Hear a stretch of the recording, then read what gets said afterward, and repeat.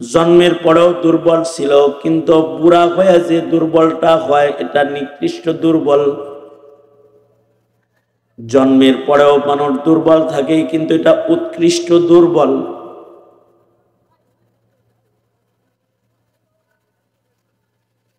জন্মের পরে মুখে দাঁত নাই, কিন্তু দুর্গন্ধ নাই। মুখে লালা গড়ায় পড়ছে, মা মিষ্টির শিরার মতো মুখের মধ্যে লাগায় ওটা মুছে দিচ্ছে, কোনো দুর্গন্ধ নাই। কিন্তু বৃদ্ধ বয়সের মুখের লালার দুর্গন্ধে ঘরেও টিকা যায় না। বাচ্চা বয়সের পেশাব পায়খানায় দুর্গন্ধ নাই। মা বাবা সন্তানের পেশাব পায়খানার কাঁথা মাথার কাছে নিয়ে ঘুমাইছে, কিন্তু বুড়া মানুষ যদি বিছনায় পেশাব করে ঘর অচল হয়ে যায়, বসবাসের উপযোগী আর থাকে না। জন্মের পরে পা হাত পা অচল ছিল, কিন্তু কোমল ছিল। পায়ের পাতার ভেতরে মায়ের চুমা লাগাইছে, এত কোমল পা যে মা এটাকে মুখে ডলছে। বুড়া হয়ে গেলে মানুষের চেহারা ঠোঁট ফেটে বিকল অচল হইয়া যায়।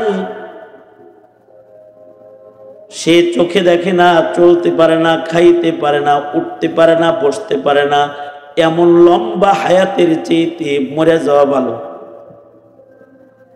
এ কারণেই আল্লাহর রাসূল হায়াতে বরকতওয়ালা হায়াত চাইছেন। বরকতওয়ালা হায়াত কোনটা? যার হায়াতে ইবাদত বেশি তার হায়াতে বরকত বেশি। এই উম্মতের ছোট্ট হায়াত কিন্তু ইবাদত বেশি, এ কারণে বরকত বেশি।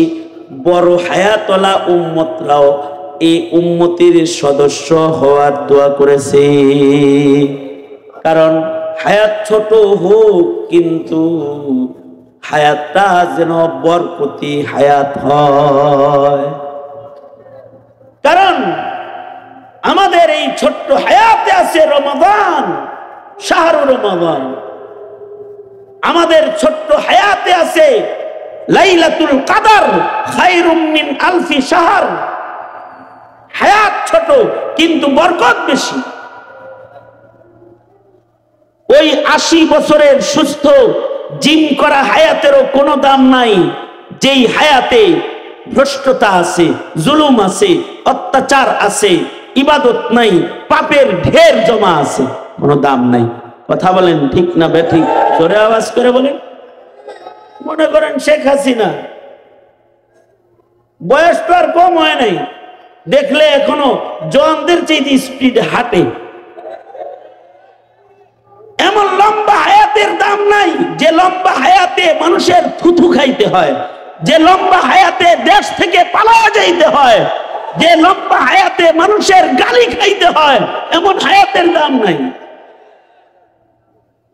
ওই ছোট্ট হায়াতের দাম আছে, যে ছোট্ট হায়াতের দ্বারায় আল্লাহকে খুশি করা যায়, জমিনের মানুষকে খুশি করা যায়, ফেরেশতাদেরকে খুশি করা যায়, জাতি তার উপরে খুশি হয়ে যায়। 80 বছরের বুড়া বুড়ির চাইতেও আবেদ একজন জওয়ানের মূল্য বেশি, অথবা মর্দে মুজাহিদ বাতিলের বিরুদ্ধে দুর্বার একজন কণ্ঠের মূল্য বেশি। আবু সাইদ অল্প বয়সে বুকটান করে মরে গেছে, কিন্তু এমন যুবকের দাম হাসিনার মতো জালেমের চাইতে অনেক বেশি দামি আল্লাহর, অনেক দাম। বয়স পাইলে হয় না, বয়সটা কিমতি হইতে হয়, বয়সটা বরকতপূর্ণ হইতে হয়, বয়সটা দামি হইতে হয়। এ কারণে আল্লাহর রাসূল যখন দোয়া করতেন আল্লাহুম্মা বারিক ফি হায়াতি, তার মানে খালি আমারে লম্বা হায়াতি দিয়েন না, বরকতওয়ালা হায়াত আমায় দেন। যে হায়াতের ভেতরে সেজদা বেশি, যে হায়াতের ভেতরে কোরআন তেলাওয়াত বেশি, যে হায়াতের ভেতরে রোজার আমল বেশি, যে হায়াতের ভেতরে জিক্র আজকার বেশি, তাদের হায়াতটা দামি। আর যাদের হায়াতের ভেতরে ইবাদত নাই তাদের হায়াতটা কম দামি।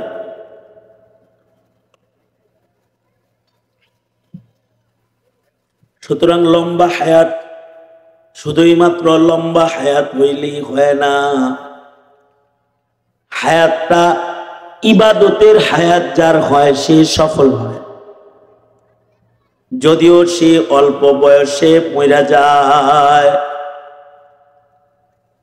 আমাদের নবীজির হায়াত মাত্র 63, এর ভেতরে 40 বছরের নবুয়ত, এরপরে সময় পাইছেন মাত্র 23 বছর।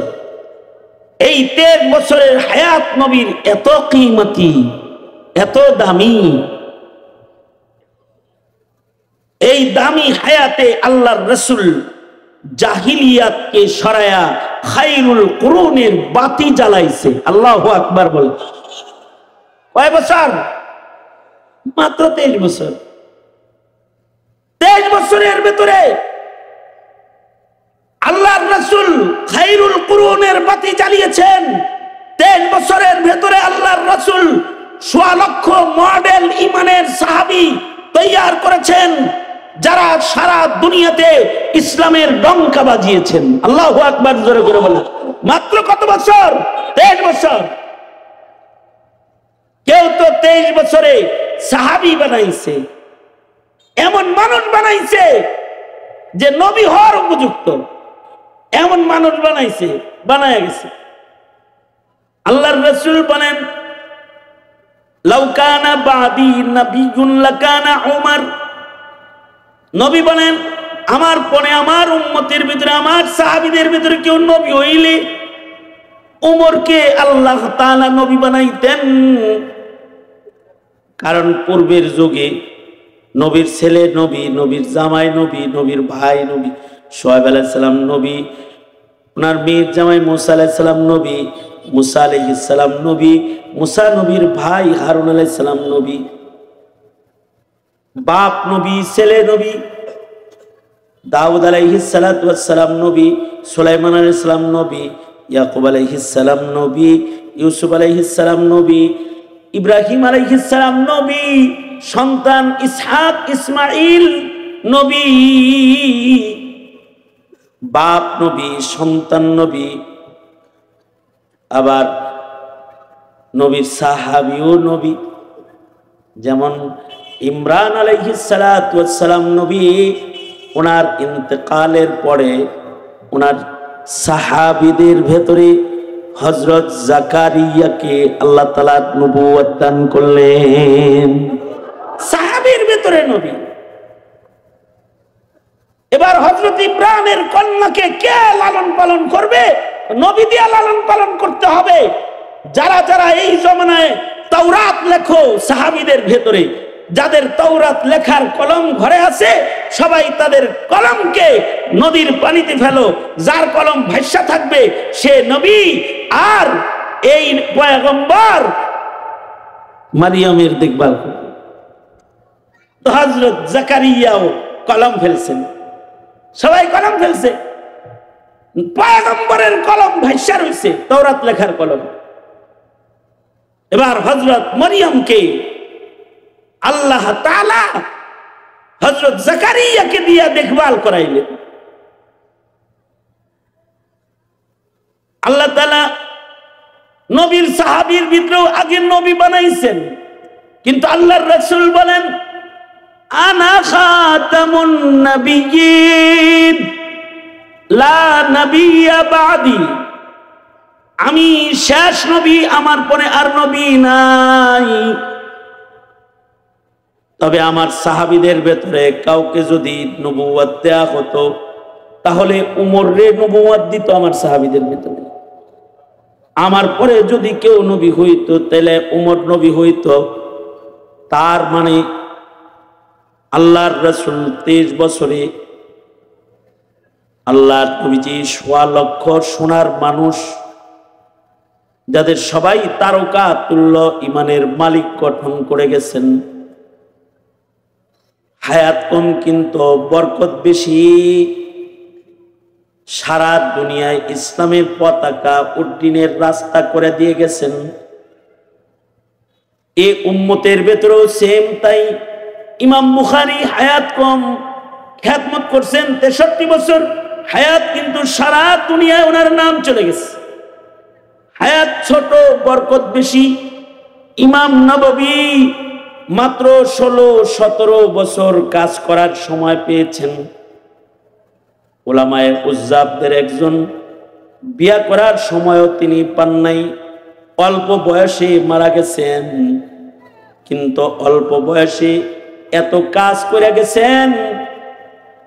40 জন 50 জন বড় মুজতাহিদ মিলে যে কাজ করে অমন কাজ একা করে গেছেন। এমন কোনো ফন নাই যেখানে কলম ধরে নাই, কিতাব লেখে নাই। ইমাম নববীর কিতাবও সমাদৃত।